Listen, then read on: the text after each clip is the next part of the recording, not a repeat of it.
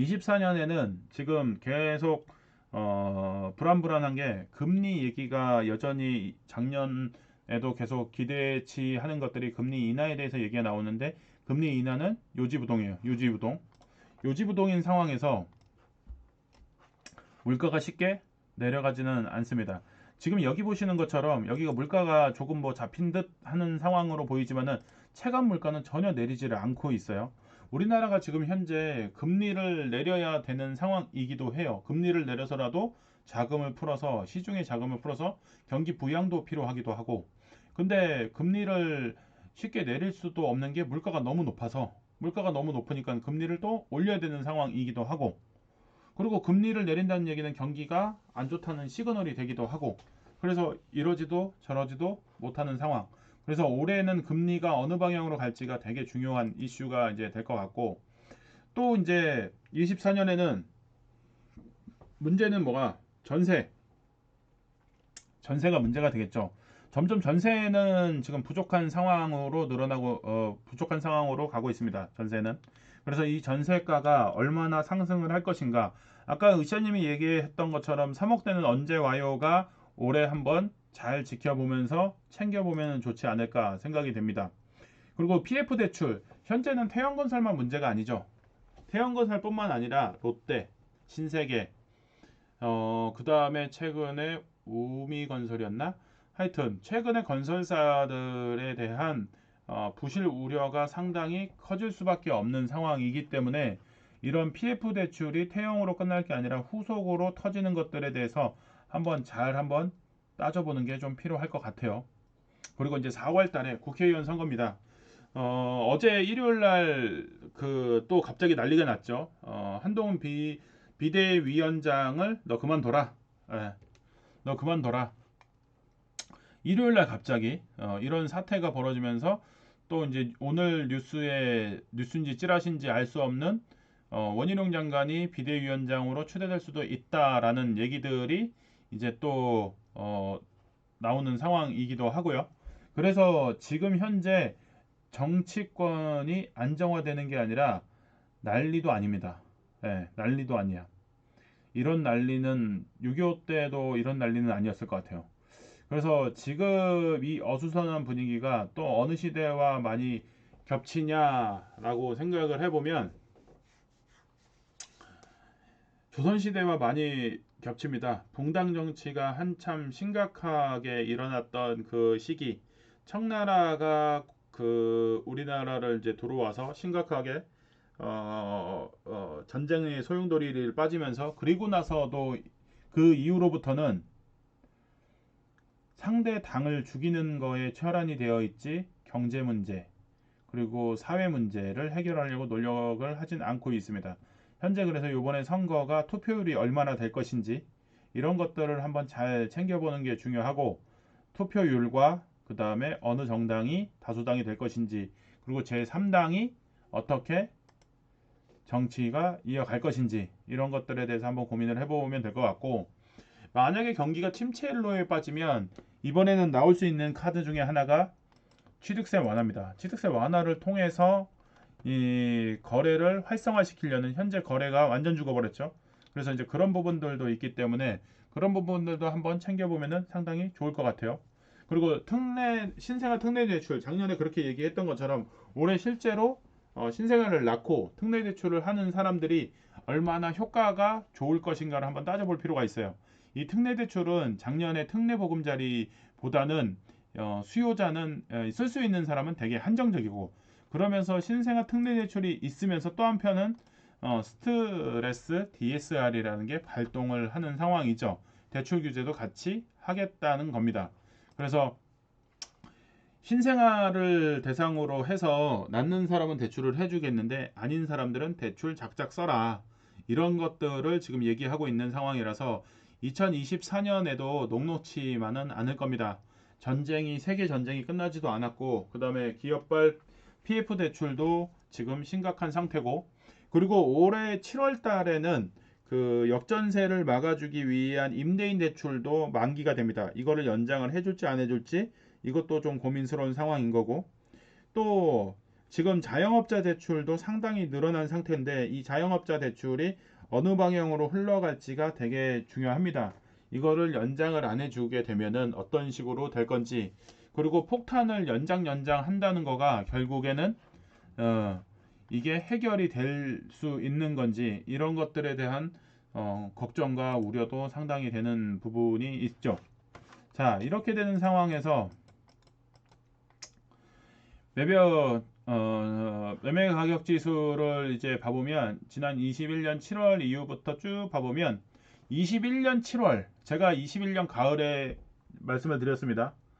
빨리 팔아라. 여름부터 빨리 이제 수익 난 거는 팔고, 그리고 오히려 이제 적게 가격이 오르지 않은 지역은 사도 나쁘지는 않을 것 같고, 뭐 이런 얘기들을 한번 해드렸었는데, 서울 지역 같은 경우에는 급등을 했기 때문에, 많이 올랐기 때문에 좀 파는 게 좋지 않을까, 그리고 기존에 수익을 냈던 거는 좀 파는 게 좋지 않을까 얘기를 했었습니다. 그래서 가격이 쭉 오르다가 쭉 빠지는, 지금까지도 내려간 국면에서 좋지 않은 상황이죠. 그래서 고점일 때 못 팔았던 사람들은 지금 조금 죽을 맛이겠고, 전세에 대한 이해가 좀 필요한데, 이 부분은 지금 여기 잘 보세요. 예. 사람들이 지금 전세가가 오른다. 전세가 많이 안 올랐습니다. 지금 여기 보이시나요? 전세가가 많이 안 올랐어요. 여기 지금 보시면 전세가가 고점입니다. 예를 들어서 이걸 숫자 12라고 할게요. 이게 10입니다. 10. 그러면 지금 올라간 거는 10.5에서 11 정도밖에 안 올라갔어요. 그러면 여기 대비해서는 아직도 역전세입니다. 역전세. 근데 지금 이거를 이해를 못하고 있어요. 전세는 2년을 구간으로 하고 있습니다. 2년을 구간으로 하고 있어요. 그래서 현재 22년 1월 달에 거래된 거는 24년 1월 달에 만기가 도래합니다.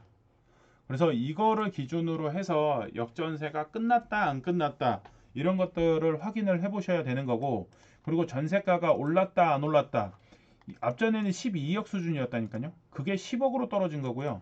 지금 요만큼 올라갔어요. 그렇다 그러면 여전히 전세가는 2년 전보다는 낮은 상황이에요. 그래서 지금 강남에 가보면 이때 미친 듯이 심하게 올리신 분들이, 개포 아파트 같은 경우에 전세 17억을 주셨는데 요번에 13억 이하로 전세가가 지금 형성이 되고 있어요. 이러다 보니까는 4억을 토해내야 됩니다. 4억이 어디 있습니까? 4억이. 그래서 이런 것들에 대한 정확한 이해를 하면서 전세가와 매가가 붙는 시점, 그리고 상황들에 대한 이해가 좀 필요할 것 같아요. 다 이제 다음으로 넘어가면 정권 및 주택시장 소비심리 지수라고 하는 것들이, 지금 보시면은 23년에 윤석열 정부 들어와서 좀 올랐죠. 1월 달부터. 그리고 다시 하반기에 꺾였습니다. 그리고 문재인 정부 이제 후반부에는 심리가 많이 꺾였습니다. 그러고 나서 윤석열 정부에 또 기대 심리가 있어서 올라갔다가 최근에 또 꺾인 상황이 됐고, 최고치는 지금 여기 보시면은 이 소비심리 지수는, 주택 소비심리 지수는 문재인 정권에 이제 그게 달했죠. 그런 것들을 한번 체크를 해보면서 다음을 좀 준비를 해봐야 되는데, 이 윤석열 정부 들어와서 바닥을 22년 12월, 23년 1월이 최저 바닥을 찍었죠. 최저 바닥을 찍고 나서 지금 여기 이렇게 보시면은 요때 이후에 특례보금자리 등이 발생을 하면서 거래를 소비 심리를 회복을 시켰어요. 근데 특례보금자리도 끝내고 대출 규제도 하고 이렇게 되면서 이 심리 자체가 꺾이면서 내려가는 상황이 지금 되고 있습니다. 그래서 매도자는 많은데 지금 매수자는 지금 없는 상황. 그래서 이제 그 최근 김대중 정부 때부터 윤석열 정부 때까지 이벤트를 작년에 한번 했어요. 그래서 이 연속선상에서 작년 것도 한번 봐보시면 좋은데, 이 연속선상에서 이벤트 구간들이 있습니다. 그러면서 특징적인 게 뭐냐면, 보수 정권일 때는 지금 여기 보시는 것처럼 그렇게 거래가 활성되지도 않고 거래가는 낮은 상황. 근데 진보 정권일 때는 가격이 이렇게 급등하는 상황. 현재 보수 정권에 접어들었죠. 그래서 이제 윤석열 정부의 흐름을 봐보면 지금 이렇게 지금 내려오고 23년에 내려갔던 거가 특례보금자리 등으로 이렇게 살짝 올랐는데 다시 여름을 기점으로 해서 다시 대출 규제 등을 하면서 다시 내려간 상황. 이게 여기서 더 내려갈지 위로 올라갈지는 좀 더 두고 봐야 되는데 현재 상황으로 봤었을 때는 오르기가 쉽지는 않을 것 같아요. 아까 전에 24년도 예상되는 키워드들을 봐보니까 넘사벽의 내용들이 너무 많죠. 그래서 이제 그런 것들을 좀 한번은 잘 따져보는 게 좀 필요할 것 같아요. 지금 전세 소급 지수도 마찬가지입니다. 전세가 지금 부족한 상황이었었죠. 그게 이제 지금 최근에 점점 부족한 상황 한때 많았죠. 전세 이제 부족했던 상황들이 늘어나면서 임대차 3법이 생기면서 전세 가격이 폭등을 했다가 일시적으로 소강 상태에 좀 빠졌다가 다시 최근에 전세 가격이 상승을 하고 있는 상황으로 지금 바뀌고 있습니다. 그리고 지금 매매 지수도 지금 여기 월간 아파트 매매 지수를 봐보시면 2013년부터 봐보면 중간에 문재인 정권 시절에는 이 가격 지수가 상당히 높았는데 지금 최근에 여기 이제 봐보시면 22년 10월까지 보면 이렇게 쭉쭉 좀 빠져 있어요. 그래서 이거를 좀 회복시키려고 하다가 좀 급등하면 또 브레이크가 걸고 지금 막 이런 상황이다 보니까는 거래가 쉽지는 않은 것 같아요. 그래서 지금 앞으로의 전망을 생각해 보면 저 위의 내용들을 23년들 내용과 24년들 내용을 종합해서 쭉 봐보면 매매 전망 지수가 지금 밑으로 이렇게 떨어지고 있는 상황으로 지금 눈에 확 들어오는 게 보이시죠? 그래서 지금은 조금 더 시간을 좀 태우는 게 좋지 않을까 생각을 지금 하고 있습니다. 지금 이게 뚜렷하게 이 거래 발생 서울 거래 평균 거래를 봐보면 서울의 평균 거래는 5천 건을 넘어서야 됩니다. 5천 건. 5천 건을 넘어서야 되는 상황인데 최근에 2천 건에 왔다 갔다 하는 상황이에요. 2천 건. 평균이 5천 건인데 이렇게 된다 그러면 이 거래량의 결과값은 뭐냐? 거래의 결과 이제 뭐 주식에서 얘기하는 건데 거래의 그림자는 가격이라고 합니다. 거래의 그림자가 너무 이렇게 얕은 상황이기 때문에 가격도 많이 올라갈 수가 없는 상황이죠. 거래량이 폭발을 해야 가격도 상승할 수가 있는 상황인데 이 거래량이 이렇게 줄어드는 상황이고 거래량이 회복할 수 있는 시장의 요소들은 별로 지금 없습니다. 그래서 이제 이런 것들을 한번 잘 고민을 해본다 그러면 거래량이 늘어날 수 있는 조건은 무엇일까도 고민을 해봐야 되는 거예요. 그래서 취득세 완화라든지 그리고 또 하나가 지금 전세가 같은 경우에도 전세가가 많이 회복이 제가 안 됐다고 제가 말씀을 드렸잖아요. 전세가는 회복하면서 매매가는 좀 다운이 되는 디스카운트가 지금 필요한 시점입니다. 이렇게 됐을 때 갭이 좁아들었을 때 조금은 거래가 발생할 수가 있겠죠. 지금 물려있는 사람도 마찬가지예요. 물려있는 사람도 마찬가지인 게 이렇게 어쩔 수 없이 내려가지만 여기서 어떻게 돼요? 손절을 합니다. 손절. 누군가한테는 불행이 누군가한테는 행복으로 올 수 있습니다. 왜냐면 손절을 하는 시점에 매매가는 내려갈 거고요. 전세가는 올라갈 거니까 신규 유입이 들어오겠죠. 여기는 포기하는 물량이 생기겠죠. 제가 그래서 봤었을 때는 올 하반기에 서울의 외곽 지역부터 이런 현상이 좀 벌어지지 않을까. 예. 이렇게 되면서 서울 외곽 지역이 지금 사는 시점이 가을 시장 정도가 되면은 되지 않을까 생각은 합니다. 그리고 지금 내후년 25년이 되는 시점에 중심부도 그렇게 될 수 있는데 전제 조건이 있습니다. 전제 조건. 어쩔 수 없이 민주당이 이기는 모양새가 되겠죠. 국힘이 지는 상황. 그러면 전국이 불안합니다. 네. 전국이 불안해지면서 결국에는 정책 실패 이런 것들을 두드러 팰 수밖에 없어요. 국민의힘이 그 민주당이 정권을 잡았을 때는 집값 못 잡지 않았냐라는 거를 태클을 걸었던 상황인 거고 여기서도 마찬가지예요. 투기를 조장하면 안 된다라는 걸로 민주당은 국민의힘을 발목을 잡을 수밖에 없을 겁니다. 그러면서 서로 물리고 물리는 상황이 되면서 그 상황에서 생각지도 않게 손실을 보는 사람들이 좀 있을 것 같아요. 그래서 지금 같은 경우에 애를 낳겠다고 하시는 분들은 신생아 대출을 받아서 사시면 좋은데, 그 살 때 사더라도 이왕이면은 아기가 상반기에 낳고 하반기 흐름을 보면서 선거 끝난 이후에 실거주자도 사는 게 좋지 않을까 생각이 됩니다. 그리고 다주택자 같은 경우에는 서울의 중과 지역이 몇 군데가 없어요. 4개구밖에 없습니다. 그럼 나머지 구에서는 정리를 좀 하는 게 좀 필요하지 않을까. 수익 실현 내지는 과감한 손절. 예를 들어서 지금 상계주공 5단지입니다. 5단지. 상계주공 5단지. 분담금이 5억이에요. 나는 얼마 주고 샀어? 8억 주고 샀어. 그럼 이거 어떻게 할 겁니까? 나는 8억 주고 샀는데 분담금이 5억이에요. 그러면 아파트가 얼마가 돼요? 13억이 됩니다. 주변에 신축 아파트가 13억이냐 생각을 해보면 신축 아파트가 13억을 초과할 수가 없어요. 그러면 나는 그걸 사봤자 이익이 없습니다. 그래서 이런 부분들을 생각을 했었을 때는 조금은 빚이 너무 과하다, 이게 세컨 투자를 했다, 내가 살고 있는 집이 있다 라고 한다면 뼈아픈 손절도 냉정하게 생각을 해볼 필요는 좀 있을 겁니다. 근데 내가 만약에 여유가 좀 많이 있다라고 한다 그러면 구간을 통과해야 됩니다. 이 정권 끝나고 다음 정권 들어오면서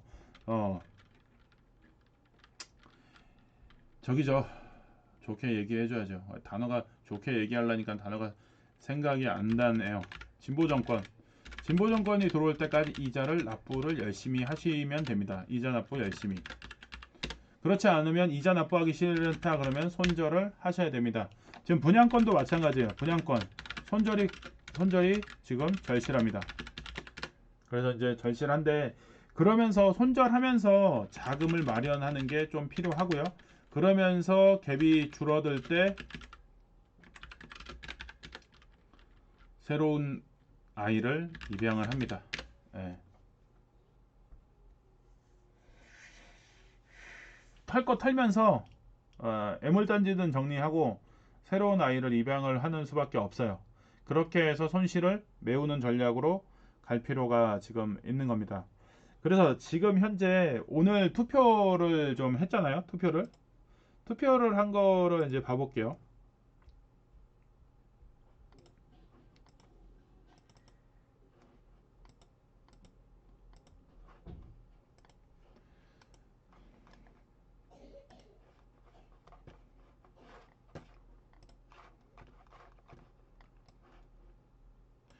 24명이 투표를 하셨는데, 지금 여기 내용 한번 봐보시면은 11명이 지금 기다리고 있고, 유일한 위너 한 명이 있죠. 이미 충분히 샀다. 불구경, 쌈구경 나는 할 것이다. 그리고 전투적이신 분 9분이나 있습니다. 이게 되게 고무적인 거죠. 이제 준비 태세를 하고 계신 분이 있고, 여전히 아직까지는 시장이 좀 암담할 것 같다라는, 이게 결국엔 뭐예요? 아파트 심리지수입니다. 그래서 심리지수가 딱 드러나는 거죠. 그래서 지금 현재 관망세가 절반 이상이 되는 상황이고, 올해 또 공격적으로 상황이 변하면 투자를 하겠다는 사람들이 또 이렇게 준비를 하고 있습니다. 그래서 저는 선거 끝나고 나서 정권이 어느 방향으로 가는지 봐서 투자 기회는 분명히 올 것 같다. 그래서 지금 이자가 상당히 부담이 되는 상황이 된다면 이자를 줄여서 이자를 내지 않는 방향으로 가면서 기회를 엿보는 게 좋다. 이자 부담을 줄이자. 지금 파월형을 믿지 말자.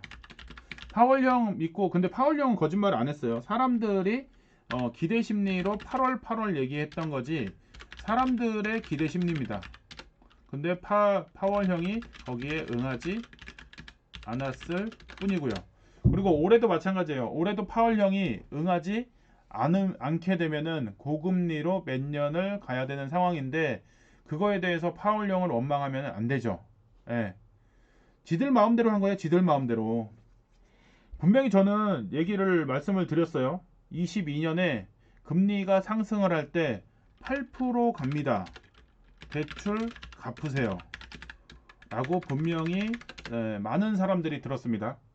근데 갚지 않은 본인이 문제인 거지. 갑자기 예돌이 생각나네요. 예돌이랑 12월 달에 얘기하다 왜 대출 안 갚냐 그랬더니 대출이 안 나올까봐 내지 그리고 또 하나 현금을 안 들고 있으면 불안해서 그러더니만은 한 몇 개월 지났다가 진작 갚을 걸 그랬어. 이런 소리를 합니다. 분명히 지금 채무에 대한 부담이 크면 현금 들고 있을 게 문제가 아니라 대출을 갚으셔야 됩니다. 그래서 월에 나가는 지출을 최소화하면서 시장을 관망하면서 내가 물건을 살 때 대출을 일으키시는 게 맞아요. 지금 아무것도 안 하고 관망을 할 건데 대출 이자를 내는 거는 제일 바보스러운 행동 중에 하나입니다. 그래서 오늘 쭉 얘기를 해드렸는데 오늘 얘기한 얘기들 다시 한번 리뷰 한번 해보시면서 23년의 이벤트들에 대해서 23년에 얘기한 것들은 한마디로 말씀드리면 이겁니다. 동상이몽. 청약도 마찬가지예요. 청약이 되면 수익이 날 것이라는 착각을 한 것이고요. 근데 이거 전매점은 풀어줬지만은 실거주 의무 폐지를 해준다고 국회가 합의된 것도 아니고 일방적으로 그렇게 될 것이다 라고 생각했고 사놓고서는 지금 이거 왜 안 풀어주냐고 그런 징징거림을 보이고 있는 상황이고요. 자기가 감당할 수 없으면은 그거를 처음부터 청약을 하지 않는 게 맞아요. 그리고 또 하나 대출 이자도 마찬가지입니다. 대출이 부담이 되면은 물건을 빨리 손절을 쳐서라도 대출 이자를 줄이는 게 맞는데 오를 것이야라는 막연한 기대감 그리고 금리가 내려갈 거라는 막연한 기대 그거는 자기가 판단한 겁니다. 어느 누구도 내려간다고 얘기해 준 적이 없어요. 올해 24년도 마찬가지입니다. 23년에서 24년으로 넘어갈 때 올 여름쯤이면 금리를 내려주지 않을까라고 얘기를 하고는 그 기대에 섞인 얘기를 하고 있는데 또 하나 이제 그 얘기가 나온 게 있어요. 연준 얘기가. 아, 금리를 올리지 않는다라고 얘기했지 내린다고 얘기한 적은 없다라고 얘기가 나오고 있습니다. 금리를 올리지 않는다는 얘기는 금리를 동결할 수 있다는 얘기도 됩니다. 금리를 반드시 올리지 않는다의 반대로 내린다라고 착각하는 거가 큰 문제가 되는 거죠. 예. 그리고 마찬가지예요. 지금 의사님 얘기한 것처럼 미국 금리가 내려도 한국 금리는 변동이 어렵습니다. 지금 현재 갭 차이가 상당히 많이 나는 상황이죠. 2% 차이가 나기 때문에 미국이 내린다고 우리도 바로 내리기는 부담스러운 부분이기 때문에 대출을 좀 갚으면서 틈새가 왔을 때 투자할 수 있는 준비를 하시라. 준비가 안 돼 있으면 결국에는 또 기회를 놓칩니다. 자, 오늘 그 3부 전망에 대해서 원래는 10시 15분에 끝나려고 했는데 중간에 퀴즈를 내면서 약간 딜레이가 좀 됐어요. 그래서 이제 후다닥 연속적으로 퀴즈를 내면서 마무리를 하도록 하겠습니다.